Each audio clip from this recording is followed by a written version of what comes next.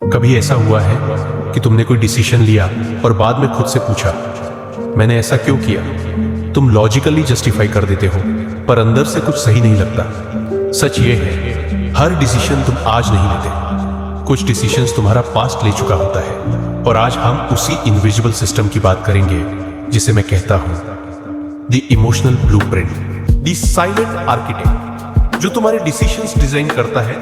तुम जो gut feeling बोलते हो ना, वो हमेशा इंट्यूशन नहीं होती। कभी कभी वो नर्वस सिस्टम का ऑटोमेटिक रिस्पॉन्स होता है। तुम्हारा बॉडी पहले रिएक्ट करता है, माइंड बाद में रीजन बनाता है। अगर कभी छोटी सी बात पर तुम फ्रीज हो गए, या अननेसेसरी गुस्सा आ गया, या बिना वजह सिचुएशन से भागना चाहा, तो वो तुम नहीं थे, वो तुम्हारा नर्वस सिस्टम था, जो पुराने डेंजर के लिए ट्रेनड है। अर्ली लाइफ एक्सपीरियंसेस तुम्हारे बॉडी को ये सिखा देते हैं क्या सेफ है और क्या थ्रेट। और ये वायरिंग इतनी डीप होती है कि तुम्हें लगता है मैं ही ऐसा हूं, पर रियलिटी ये है तुम्हारी बॉडी सिर्फ वही कर रही होती है जो कभी उससे बचने के लिए जरूरी था। Fight, flight, freeze. छोटी बात पर बड़ा रिएक्शन क्यों? कुछ लोग प्रेशर में एग्रेसिव हो जाते हैं, कुछ लोग कंप्लीटली शट डाउन, और कुछ लोग सब छोड़कर निकलना चाहते हैं। सिचुएशन छोटी होती है, रिएक्शन बड़ा। इसका मतलब इमोशनल वीकनेस नहीं है, इसका मतलब है तुम्हारा नर्वस सिस्टम किसी पुराने पैटर्न में चला गया। जहां कभी डेंजर रियल था, आज सिर्फ मेमोरी एक्टिव हो रही है। दी एको चैम्बर। जब पास्ट प्रेजेंट बन जाता है, ट्रॉमा सिर्फ एक मेमोरी नहीं होता, वो एक बॉडीली सेंसेशन होता है। इसलिए तुम लॉजिकली समझने के बाद भी सेम पैटर्न्स रिपीट करते हो। ब्रेन का काम है सर्वाइवल, उसके लिए फैमिलियर सेफ लगता है, चाहे वो अनकंफर्टेबल ही क्यों ना हो।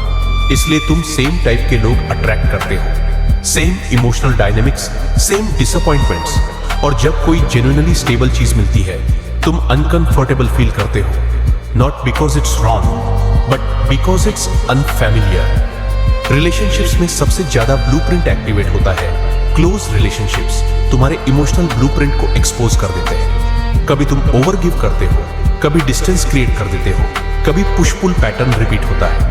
ये कॉन्शियस चॉइस नहीं होती, ये सब कॉन्शियस प्रोटेक्शन होती है। तुम्हारा सिस्टम वही रिक्रिएट करता है जिसे वो पहचानता है, even if it hurts. Decoding your emotional blueprint.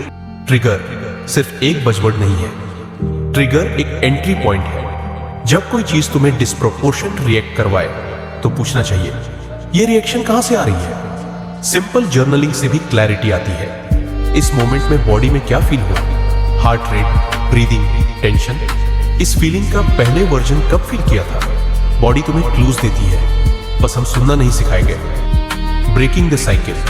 Healing का मतलब ट्रॉमा इरेज करना नहीं होता, हीलिंग का मतलब होता है चॉइस वापस लेना। जब तुम पहचान लेते हो कि तुम किस स्टेट में हो, तब तुम पॉज क्रिएट कर सकते हो, और उस पॉज में नया रिस्पॉन्स पॉसिबल होता है। Small actions, deep breathing, grounding, safe connection, slowly nervous system को सिखाते हैं कि डेंजर अब प्रेजेंट नहीं है। इस तरह नए न्यूरल पाथवेज बनते हैं, और धीरे धीरे तुम्हारा डिफॉल्ट रिस्पॉन्स चेंज होता है। बाउंड्रीज।